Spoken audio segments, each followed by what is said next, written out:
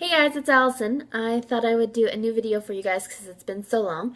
So I'm here to do my March wrap up and my April TBR. So let's get right into it. The first book I read was Dark Places by Gillian Flynn. I read Gone Girl by her originally and thought it was really good, so I wanted to check out this book. This one is much more creepy. It's about a girl whose family was murdered when she was young. She's the only one to have survived, except for her brother, who is now in jail for the murders. So in the future, she meets up with this group who basically they meet to talk about murders, and they don't believe that it's her brother who did it, and so they kind of try to figure out who committed the murders. And there's flashbacks in present day, and it's pretty creepy, and I had a hard time sleeping after reading about these pretty brutal murders. I still enjoyed it. I gave it 4 out of 5. The next book I read was Panic by Lauren Oliver. I love Lauren Oliver. I've read every single book that she has put out.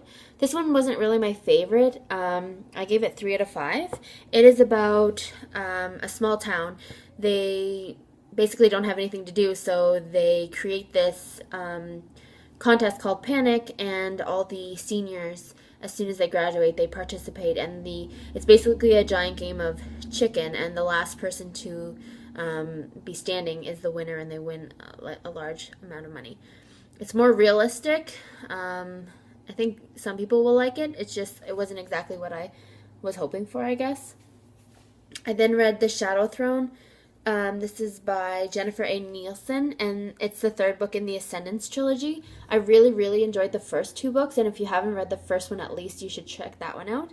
It's called The Runaway Prince, and I gave the first 2 5 out of 5, and this one I felt was like about a 3 out of 5.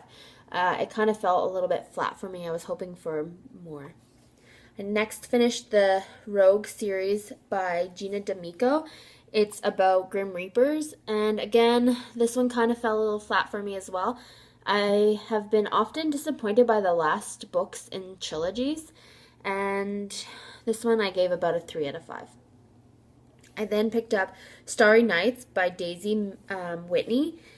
I was expecting something along the lines of Anna and the French Kiss, but really it wasn't like that at all. It's about a boy who goes to museums at night and the art comes to life.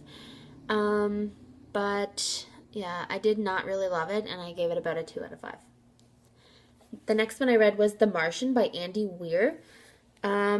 This one was actually really interesting. It's very scientific. It's kind of like MacGyver. He's got to find a way to survive. He's in a crew of 6 people who end up on Mars. But what happens is that there's this storm, and they think that he is dead, so they end up leaving, but he actually survives, and he has to figure out a way to live for 400 days while the crew can get back to save him. It was, like I said, really scientific. He goes into a lot of detail, chemistry and biology, etc., but it's also really interesting. Then I picked up Where'd You Go, Bernadette by Maria Semple. This one was the Lauren Conrad book club pick of the month, and I actually really enjoyed it. I gave it 4 out of 5. It's about this lady Bernadette, and it's told through emails, faxes, articles, and it's all about her and her daughter and her husband, and they're planning a trip to Antarctic, but she is really anxious and nervous, and she kind of outsources her life to someone in India. And it's actually really interesting, and there's a lot of humor, and it's really enjoyable. The next one I picked up was Paper Towns by John Green. I have read pretty much everything that John Green has put out. This one wasn't my favorite. I would say it was about 3 out of 5. I really like his style of writing, but the story was just okay for me. Next I picked up The Perks of Being a Wallflower by Stephen Chbosky, and I really don't know what the hype is all about this book. I enjoyed it. I gave it about a 3 out of 5. I really find it similar to The Catcher in the Rye, which again was only okay for me. So I don't know. I haven't yet watched the movie. I'm planning to do that soon. But yeah, it was only okay. Then I read Vampire Academy by Rochelle Mead. This is the first book in the series, and I had never read anything by Rochelle Mead before. I enjoyed it. It's about vampires. The one thing about it is that there's some terminology that she doesn't really introduce until probably the sixth or seventh chapter about the different kinds of vampires, like half human, whatever it may be. I think that I'm going to like the story, but I think I want to get into it more, so I'm definitely going to pick up the next books in the series and see how it goes from there. The next one I read was The Iron King by Julie Kagawa. It's the first in the series of the Iron Fae. I enjoyed it. I gave it about a 3 out of 5. Again, I think I need to read more and learn more about the characters, so I'm going to keep going in the series and see if it gets any better. Then I picked up Sharp Objects. This is also by Gillian Flynn. This is my local book club's choice of the month. It's pretty creepy along the lines of Dark Places, maybe not so much.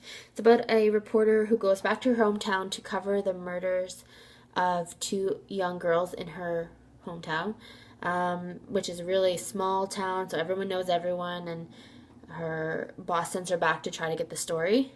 Yeah.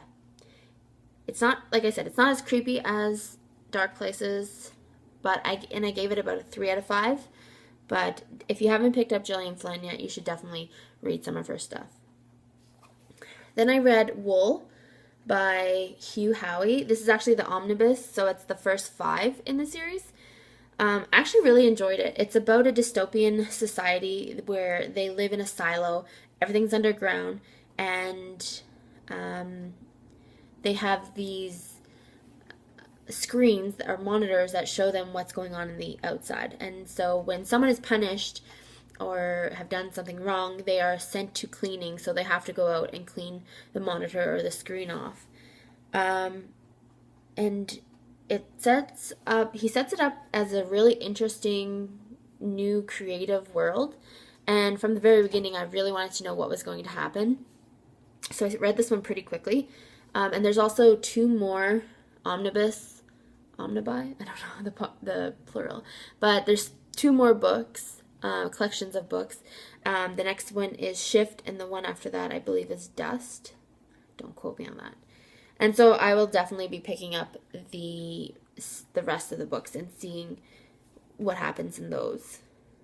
Next I read Veronica Mars, the $1,000 Tan Line by Rob Thomas. And if you are a fan of Veronica Mars, you should definitely check out this book. It was really good. It was true to the Veronica Mars character. It was exactly like an episode of the show, except a little bit longer. Also, the good thing about this is that if you've already watched the movie, which I suggest you do before you read the book because there's kind of some spoilers, it kind of gives you some extra background information about, for example, why they don't work out of the same office, why he's moved to a new house, little tidbits of information that you don't get from the movie itself. I definitely love this book. I gave it 5 out of 5, and I hear that it's going to be a series. There's going to be more, so I will definitely be checking them out. And if, like I said, if you're a fan, you should really read this book. The last book I read is Girl with Glasses by Marissa Walsh. It was actually a book that I got free from Audible, so I listened to the audiobook. I thought I was going to enjoy it because I work with ophthalmology with eyes every day, and obviously as a girl who wears glasses, I thought it would be interesting to see all these stories about girls with glasses. However, the book itself is kind of disjointed. It's a little garbled. The stories are kind of like woven together and with quotes, and which is interesting, but I just think it could have been done better. And I gave it 2 out of 5.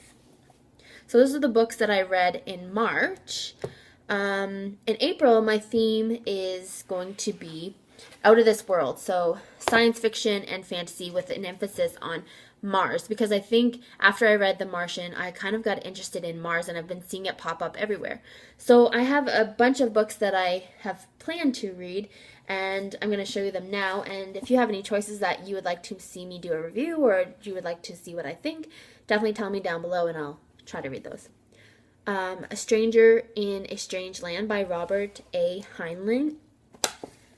Black Hole Sun by David McGinnis Gill. Ender's Shadow by Orson Scott Card. The Mars Trilogy, which includes A Princess of Mars, The Gods of Mars, and The Lord of Mars by Edgar Rice Burroughs. Across the Universe by Beth Revis. Dark Lover by J.R. Ward. The Darkest Night by Gina Showalter. Dark Fever by Karen Marie Moning. Speaker for the Dead by Orson Scott Card. The Demon King by Cinda Williams Chima. George R.R. Martin's A Clash of Kings, which is the second in the Game of Thrones. Touched by an Alien by Jeannie Koch. And How to Lose an Extraterrestrial in 10 Days. So those are just some of the ones that I've kind of set aside. I've also planned to pick up Red Rising and finish that by Pierce Brown. The Forever War by Joe Haldeman. And, you know, I have been kind of just picking up whatever I feel interested in. So if there's something else that kind of like catches my attention, of course, I'll just pick that one up. Anyway, that's everything for this video. So if you guys have any suggestions of things that you would like me to read or review, definitely leave it in the comments down below. I'd love to hear what you guys think of the books that I read, if you've already read them, or the books that I plan to read.